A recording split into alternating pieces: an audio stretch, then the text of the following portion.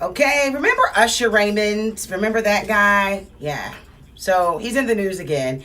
He settled on that herpes lawsuit, one of many. Yeah, he signed a settlement according to TMZ, $20 million. Possibly all of it, maybe some of it. I'm sure she has a legal team is going to go to Laura Helm. According to court documents, Laura filed to dismiss her suit earlier this week because she and Usher have reached an amicable resolution. He was like, look, how much can I just give you to make this all go away? Like, 20 million? All right, cool. Just sign the papers. Anyway, the dismissal was filed with prejudice, meaning it can't be refiled. That's typically done when there's a financial settlement.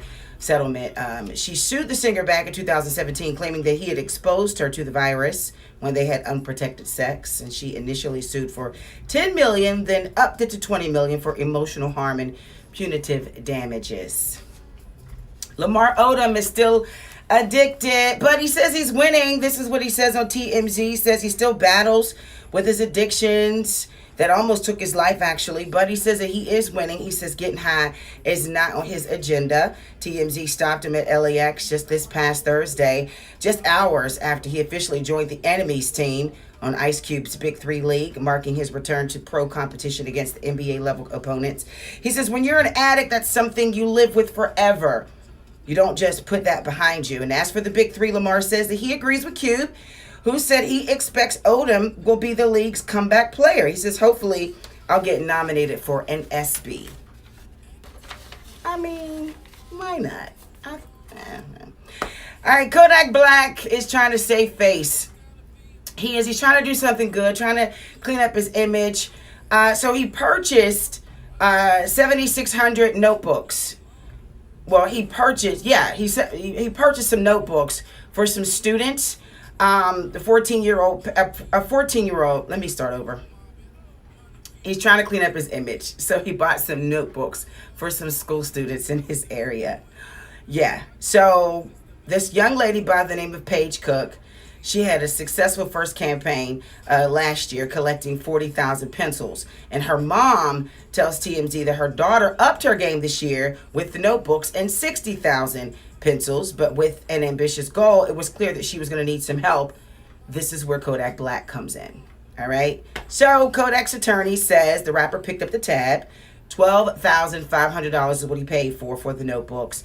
The item will benefit a school district where a majority of its students come from low-income communities. Now, you know that his public image is a little tainted right now because he's been in some hot water with everybody, particularly the Nipsey Hussle community and fan base, because he tried to shoot a shot for Lauren London, and since then it has been karma all the way around. So I don't know if that's going to make good for anything that he's done, but it's a start. Congratulations are in order for Miss Keyshia Cole. She's knocked up. Yes, 37 years old. How old is her baby daddy? 23. Go ahead, Miss Keyshia Cole. Yes, honey. The 37-year-old singer and her 23-year-old rapper boyfriend, Nico Kale, are expecting their first child together. She shared the news on social media, showing off her baby bump. She says, went to Catalina Island last weekend, had such a great time, surrounded by love, just enjoying good times and great vibes. I'm so happy for her. She definitely needed this. She did. She needed that. This is her second child because she has another child with her ex-husband, Daniel Booby Gibson, but this would be Nico's first child. So congratulations to them, right? She deserves that love. You know who else deserves love right now? Spinderella. Spinderella got fired. Spinderella is no longer the DJ for Salt and Pepper. She got fired. How do you fire Spin? It was told that Charlamagne the God said if her name was like paprika or like cinnamon, that she probably would have been. But it's been turmoil ever since. Spinderella says she got a letter stating that her services were no longer needed. She says she's deeply saddened to share that she will no longer be touring on the New Kids on the Block mixtape tour. Despite her participation, promoting the tour, publicizing it since early January, she received a termination email from Salt and Pepper excluding her from performances with the group. So I'm a little upset about this because it's Spinderella. Like, who you...